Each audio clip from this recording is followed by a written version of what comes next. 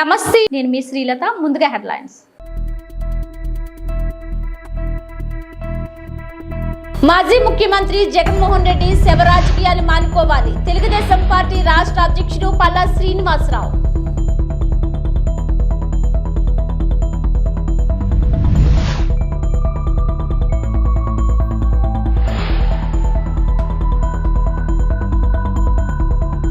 రోగికి నిర్లక్ష్య వైద్యం చేసినందుకు అపోలో ఆసుపత్రిపై నష్టపరిహారం.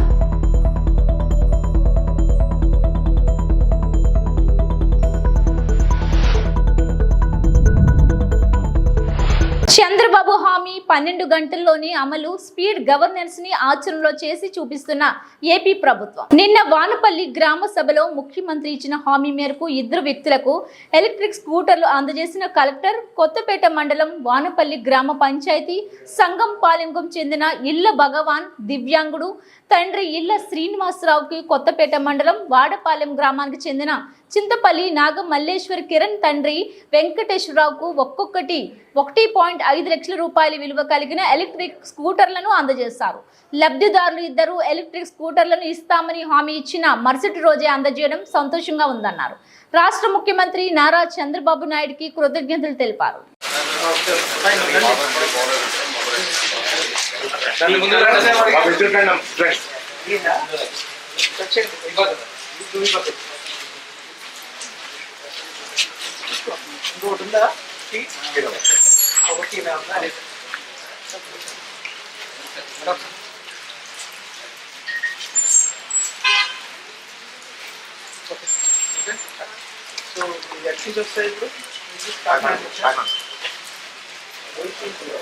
పశ్చిమ గోదావరి జిల్లా పాలకొల్లు మండలం లంకల కోడేరు గ్రామంలో జరిగిన గ్రామ సభలో పాల్గొన్న మంత్రి నిమ్మల రామానాయుడు.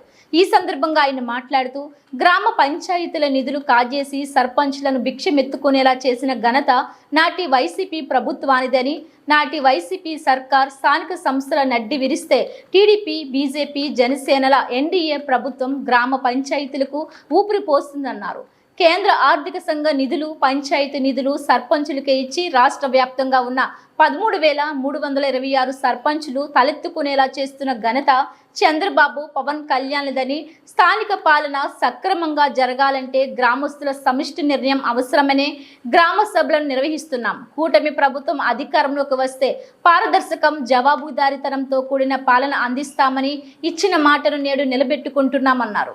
2014-2019 వరకు రాష్ట్ర వ్యాప్తంగా పంచాయతీల ఆదాయం 240 కోట్లు ఉంటే 2019-2023 వరకు ఆదాయం 170 కోట్లకు పడిపోయింది. గత ప్రభుత్వం పంచాయతీలను నిర్వీర్యం చేస్తే మన ప్రభుత్వం పంచాయతీలకు స్వతంత్ర ప్రతిపత్తితో గౌరవాన్ని కాపాడుతున్నామన్నారు. చేసినటువంటి రిక్షా ఎవరైతే ఉన్నాడో వాళ్ళకి ఇచ్చే 5,000 రూపాయలు కనీసం మినిమం ఏదైతే ఇచ్చేటువంటి ఆ వేతనం కూడా ఇవ్వడానికి పంచాయతీల్లో చిల్లి గవ్వలేనిటువంటి పరిస్థితి. ఏదైతే మీడియాలో చూసాం, పత్రికల్లో చూసాం, సర్పంచులు భిక్షమెత్తి, అంటే ఒకప్పుడు సర్పంచ్ అంటే తలెత్తుకుని గౌరవంగా నిలబడి తిరిగేటువంటి సర్పంచ్ గత 5 సంవత్సరాల పాలనలో భిక్షమెత్తినటువంటి సర్పంచులు చూసాం.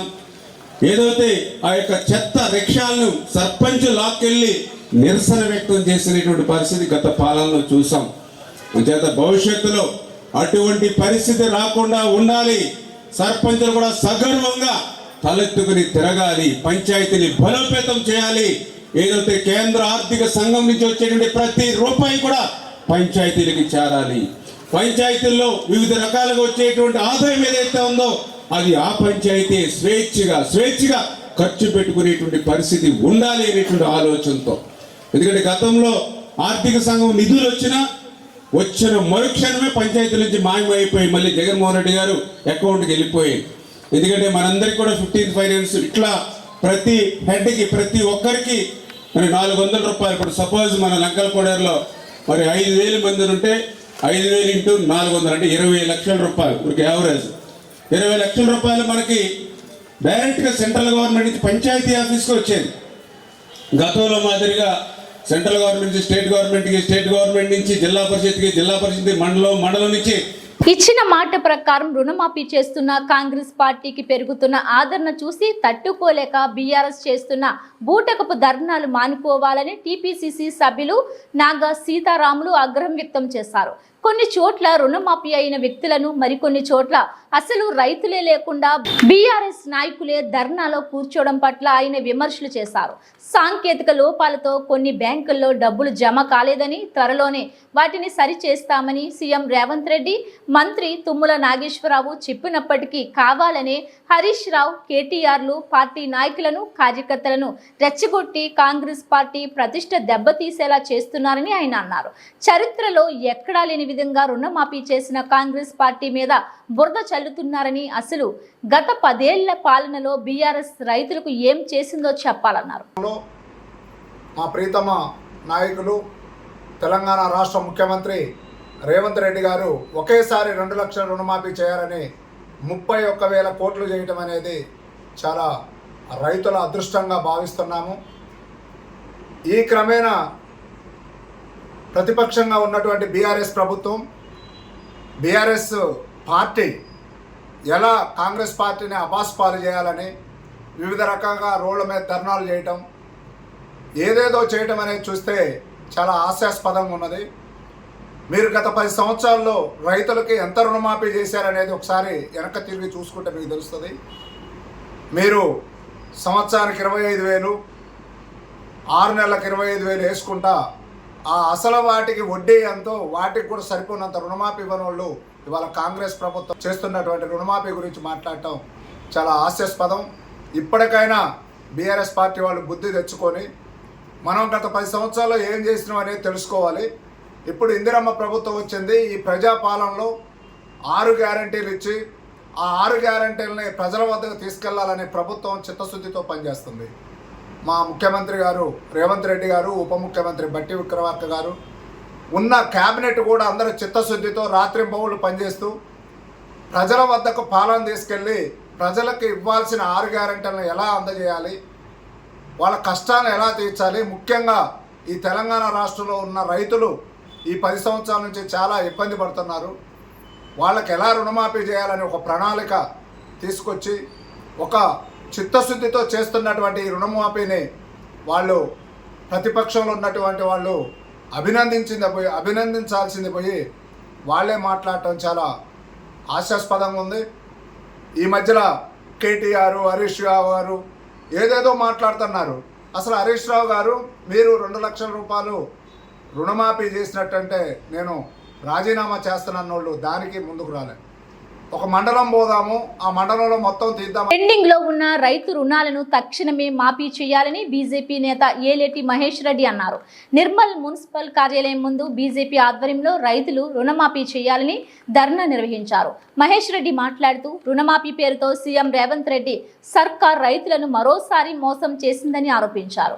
ఈ కార్యక్రమంలో రైతులు, బీజేపీ నాయకులు, ఎంపీ గోడం నాగేష్, జిల్లా అధ్యక్షుడు అంజు కుమార్, మోహన్ రావు పటేల్, కార్యకర్తలు పాల్గొన్నారు.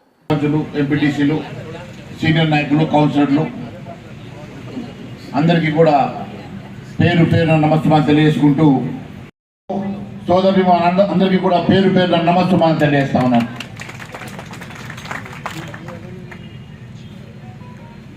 ఈ రాష్ట్రంలో 7 ఏళ్ల క్రితం ఏర్పడినటువంటి కాంగ్రెస్ ప్రభుత్వం ఎన్నో హామీలు ఇచ్చి ఏ ఒక్క హామీ నెరవేర్చకపోగా ఎంతో గంభీరంగా రుణమాఫీ చేస్తామని చెప్పి దేవుళ్ళ మీద ఒట్టు పెట్టి మొన్నటి పార్లమెంట్ ఎన్నికల్లో ఓట్ల కోసం ఎక్కడ దేవుడు కనబడితే అక్కడ దేవుడి మీద ఒట్టు పెట్టి, ఎక్కడ దర్గా కనబడితే అక్కడ దర్గా మీద ఒట్టు పెట్టి ఖచ్చితంగా రుణమాఫీ చేస్తాం, 2 లక్షల రుణమాఫీ ప్రతి రైతన్నకు కూడా రుణమాఫీ చేస్తామని చెప్పేసి పలికినటువంటి ముఖ్యమంత్రి గారు మొన్న వైరాలో జరిగినటువంటి 15 ఆగస్టు మీటింగ్లో అందరికీ రుణమాఫీ చేశారని చెప్పారు. మరి రైతన్నలు పెద్ద ఎత్తున రోడ్డు మీదకి వచ్చి మాకు రుణమాఫీ జరగలేదు, మా అందరికీ కూడా రుణమాఫీ జరగలేదని చెప్పి రోడ్ల మీదకి వచ్చిన తర్వాత ఈరోజు మళ్ళీ దాని మీద సమీక్ష చేస్తూ ఉన్నారు. అంటే రుణమాఫీ వారు చేశామని చెప్పిన మాట వాస్తవం కాదని, వారు రుణమాఫీ చేశామని చెప్పి అబద్ధాలు చెప్పామని చెప్పి చెప్పకనే ఒప్పుకున్నారు.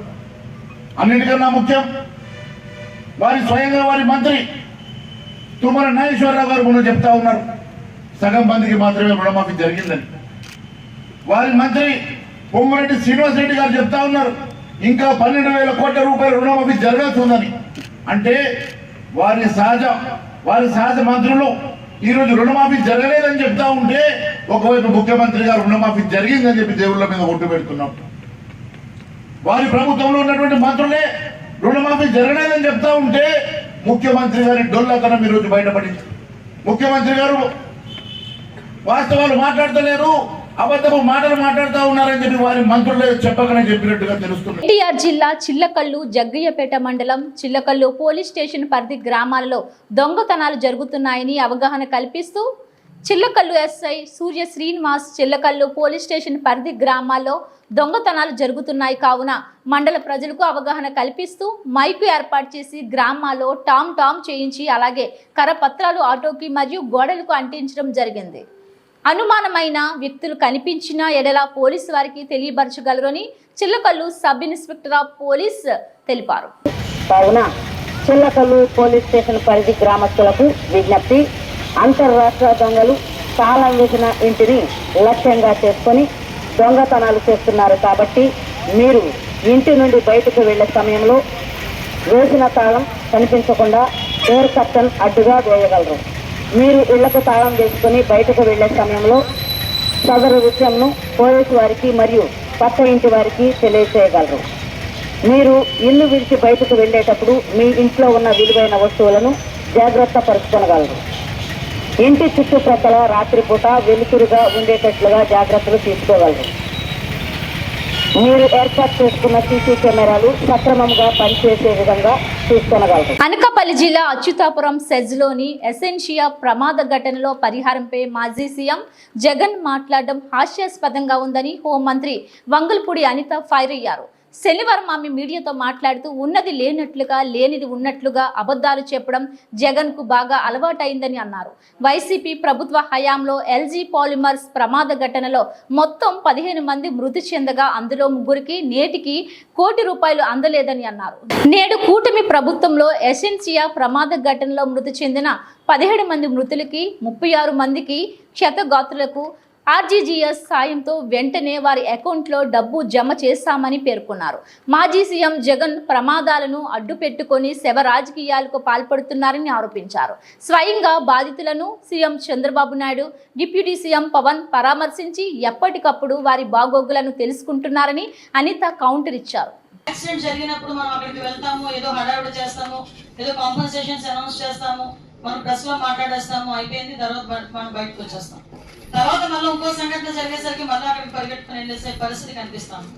అసలు ఇండస్ట్రీలో ఎన్ని ఇండస్ట్రీస్ ఇప్పుడు మనకి బల్క్ డ్రగ్ కంపెనీస్ కి ఈ ఫార్ములాస్ తయారు చేసే కంపెనీస్ రెండు వేరువేరుగా ఉంటాయి మనకి కంపెనీస్ లో కూడా.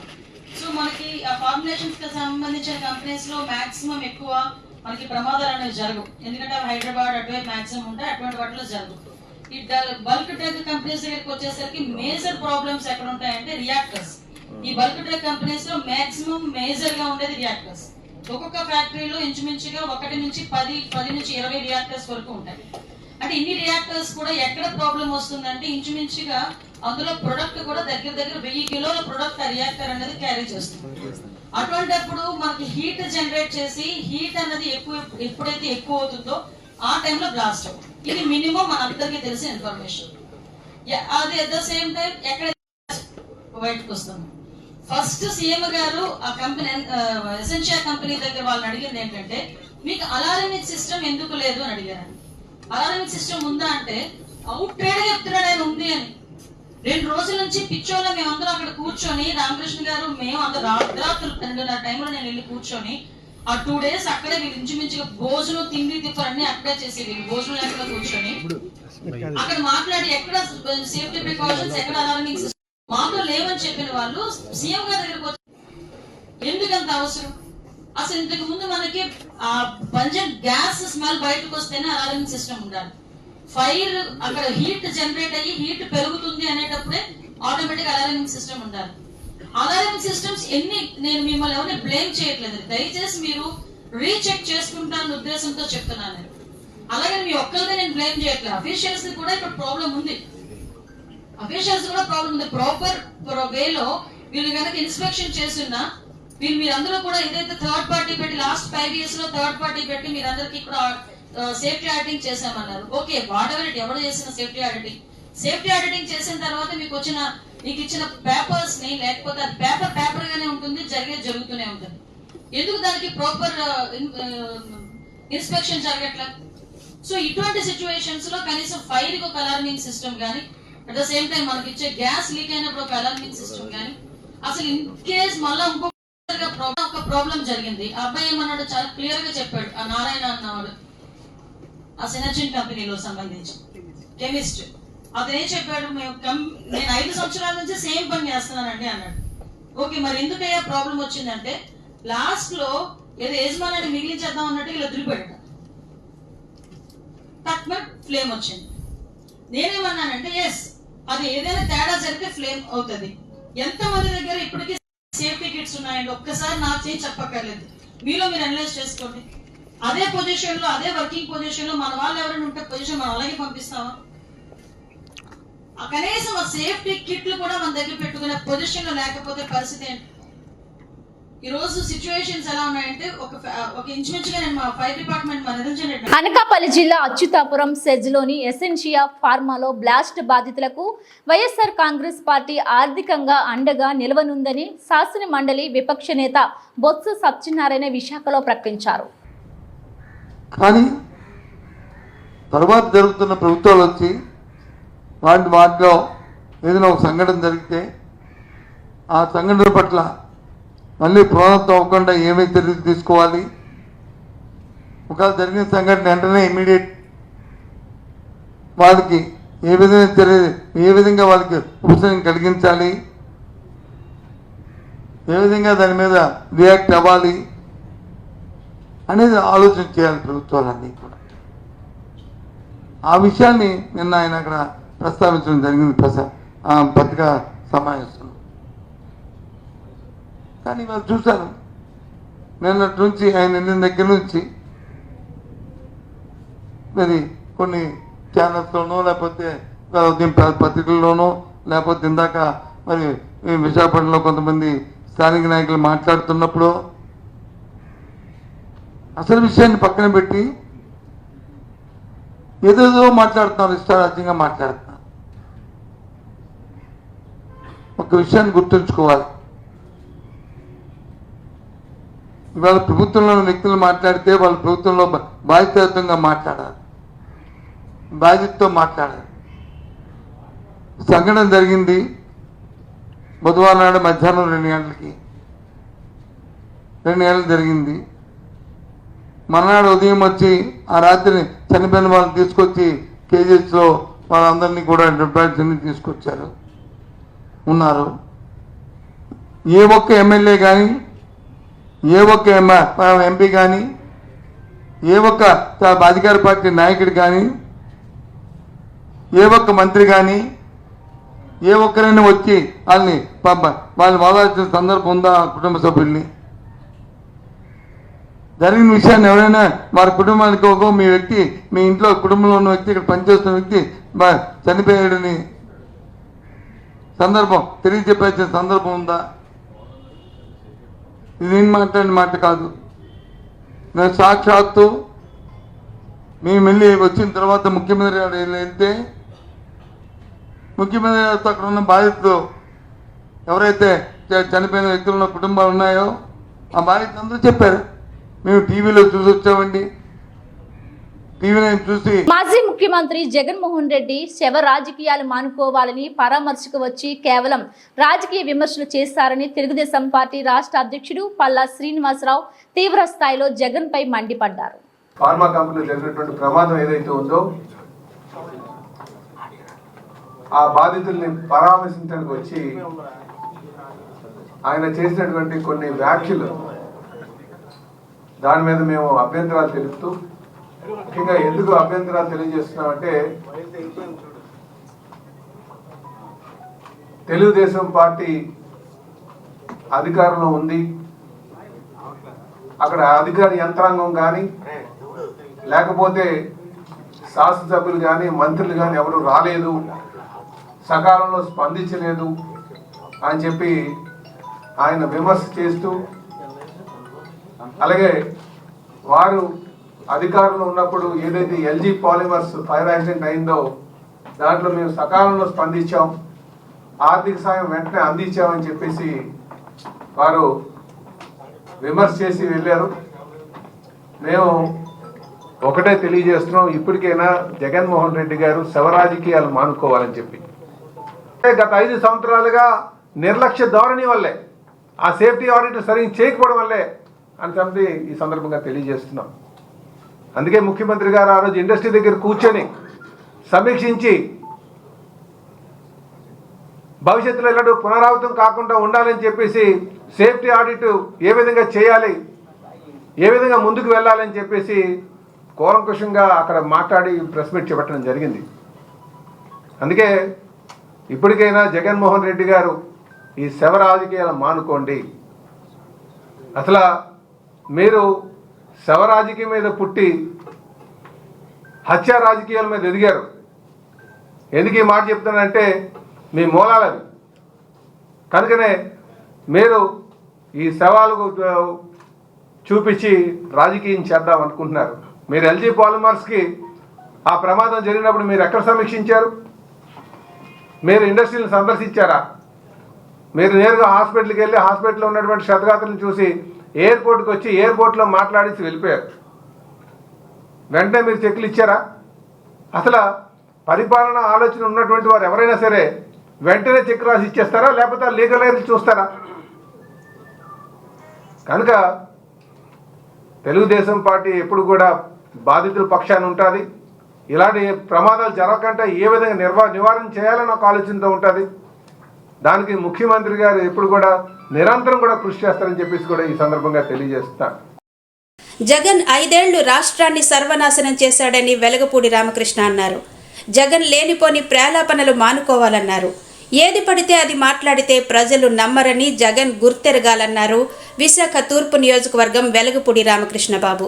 రాష్ట్రంలో జగన్మోహన్ రెడ్డికి లేదు. నువ్వు పక్కన గాయాలై హాస్పిటల్ ఉంటే నువ్వు నవ్వుతో మాట్లాడతావా? అసలు ఏమన్నా అర్థం ఉందా? నువ్వు చేసే పనులకి ఏమన్నా అర్థం ఉందా? ప్రజలు ఇంత బుద్ధి చెప్పినా కానీ ఇంక నీకు బుద్ధి రాలేదు. ఈ జన్మలో నీకు బుద్ధి రాదు. దయచేసి చంద్రబాబు నాయుడు గారి మాటలో ప్రజలు నమ్మారు. అందుకే 164 సీట్లు ఇచ్చారు. బాధితులందరినీ పరామర్శించి వాళ్ళ బాగోగులు చూసి అందరికీ నష్టపరిహారం ప్రకటించారు. దయచేసి వైఎస్ఆర్సీపీ నాయకులు కానీ జగన్మోహన్ రెడ్డి గారు కానీ లేనిపోని ప్రలాపనలు మానుకోవాలని మీ ద్వారా ఆ పార్టీ వారికి, ఆ జగన్మోహన్ రెడ్డి గారి. రోగికి నిర్లక్ష్య వైద్యం చేసినందుకు అపోలో ఆసుపత్రిపై నష్టపరిహారం సాధించామని సుప్రీంకోర్టు న్యాయవాది advocates association for social responsibility and awareness వ్యవస్థాపకులు అబీబ్ సుల్తాన్ అలీ విశాఖలో తెలిపారు. హక్కులకి ఏమైనా భంగం వాటినప్పుడు వారి కోసం వినియోగదారు ఫారంలో కేసెస్ వేసి వాళ్ళకి న్యాయం అందించడమే ప్రధాన ఉద్దేశంగా 2016లో ఢిల్లీలో ప్రారంభించిన ఈ యొక్క ఆర్గనైజేషను ప్రస్తుతం ఒక 10 రాష్ట్రాల్లో విస్తరించిందండి. 2016 నుంచి ఈ రోజు దాకా మేము 2500 అవేర్నెస్ క్యాంప్స్, అసలు వినియోగదారుడు ఎవరు, వినియోగదారుల హక్కులు ఏంటి, వినియోగదారుడు ప్రాబ్లం వస్తే వాళ్ళు ఎలా సాల్వ్ చేసుకున్న దాంట్లో 2500 అవేర్నెస్ క్యాంపులు ఇచ్చాం. ఇక్కడ వైజాగ్లో కూడా 2K రన్ అని 5K రన్స్ అని మారథాన్స్ అని రకరకాల ప్రోగ్రామ్స్ ద్వారా ప్రజలందరికీ అవేర్నెస్ ఇస్తున్నాం. అయితే ఈ రోజు దాకా మాకు ఎక్కువ ఏంటంటే ఇన్సూరెన్స్ కేసులు, అంటే కన్జ్యూమర్ కోర్టులో డిఫెక్టివ్ ప్రొడక్ట్ డిఫిషియన్సీ సర్వీస్, అంటే వస్తువు కొన్న తర్వాత ప్రొడక్ట్ పాడైనా సేవలు మనం తీసుకున్న సేవల లోపం వచ్చిన కన్జ్యూమర్ ప్రొటెక్షన్ యాక్ట్ కింద వస్తుందండి. మెయిన్ మా ఉద్దేశం అది. అంటే ప్రతి ఒక్కళ్ళు కన్జ్యూమర్సే. అయితే కన్జ్యూమర్స్ కోసం సెపరేట్ కోర్టులు ఉన్నాయి. వాటిని కన్జ్యూమర్ కన్వెన్షన్స్ అంటారు. ఇది ప్రతి జిల్లా కేంద్రంలో ఒకటి ఉంటుందండి. అలాగే వీటన్నిటికీ స్టేట్ కమిషన్ ఉంటుంది, నేషనల్ కమిషన్, దానిపైన సుప్రీంకోర్టు. అయితే దీంట్లో భాగంగా మేము ఆల్మోస్ట్ 275 కేసుల్ని కన్జ్యూమర్ ఫర్మ్స్లో వేసి చేయడం జరిగిందండి. కాబట్టి ఈ మధ్యలో మాకు ఎక్కువ వస్తుంది ఏంటంటే మెడికల్ నెగ్లిజెన్స్ కేసులు ఎక్కువ వస్తున్నాయండి. మెడికల్ నెగ్లిజెన్స్ కేసులు అంటే డాక్టర్స్ దగ్గరికి వెళ్ళిన తర్వాత చాలామంది ఈ కార్పొరేట్ హాస్పిటల్స్లో దీంట్లో ఏంటంటే అసలు ట్రీట్మెంట్ చేసే విధానంలో ప్రధానంగా డబ్బులే ప్రధాన లక్ష్యంగా, అంటే పేషెంట్ యొక్క స్థితిగతులు ఎలా ఉన్నా సరే ఫస్ట్ బిల్లు మీద ఉన్న ఇంపార్టెన్స్ పేషెంట్స్ యొక్క లేదు. అలాగే లాస్ట్ ఇయర్ ప్రెస్ ముందు కూడా చెప్పాం, కరెక్ట్గా పోయిన సంవత్సరం ఇదే టైంకి ఒక నేషనల్ వాలీబాల్ ప్లేయర్ అండి, ఆవిడ భారతదేశం తరపున రిప్రజెంట్ చేసిన ఆవిడకి డాక్టర్స్ నెగ్లిజెన్స్ వల్ల లాజరస్ హాస్పిటల్ చేసిన తప్పు వల్ల కేర్ హాస్పిటల్ ఆవిడకి ఒక హ్యాండ్ యాంపిటేషన్ చేయడం జరిగిందండి, అంటే చేయి తీస్తారు. మెడికల్ నామ్స్ ప్రకారం ఒక చిన్న గోరు తీయాలన్నా చిటికలు తీయాల్సిన చాలా సిస్టమ్స్ ఫాలో అవ్వాలి. వితౌట్ ఎనీ ప్రాపర్ సిస్టమ్స్ మహిళకి ఒక జీవితాంతం చేయలేకుండా చేశారు. దాని మీద కూడా మేము కేసు ఫైల్ చేసి లాజరస్ హాస్పిటల్ మీద కేసు వాళ్ళకి మెడికల్ నెగ్లిజెన్స్ మీద తీసుకొని 29 లక్షల రూపాయలు కాంపన్సేషన్. మనం చేయగలిగిన పని ఏంటంటే ఆవిడకి చెయ్యి తెప్పించలేకపోయాం, కానీ ఆ యొక్క హ్యాండ్ రీప్లేస్మెంట్ తోటి ఒక న్యాచురల్గా ఒకటి చేయించగలిగాం. 29 లక్షల కాంపన్సేషన్. ప్రభుత్వ హాస్పిటల్స్లో ఈ రోజున బ్రహ్మాండమైన ట్రీట్మెంట్ జరుగుతుంది కాబట్టి ప్రభుత్వం మీద మన నమ్మకం ఉందండి. ఇప్పుడు ప్రజల యొక్క ఈ ప్రాణాలతో ఈ చెలగట్టాలు లేకుండా ఏదైతే కలెక్టర్ గారు దీంట్లో కొన్ని కార్పొరేట్ హాస్పిటల్స్ మీద ప్రత్యేకంగా దృష్టి సారించి చాలామంది వినియోగదారుల యొక్క జీవితాన్ని కాపాడుతుందిగా కోరుతున్నాను. దీనికోసం ప్రధాన ఉద్దేశం. ఇవి బులెటిన్ అప్డేట్స్.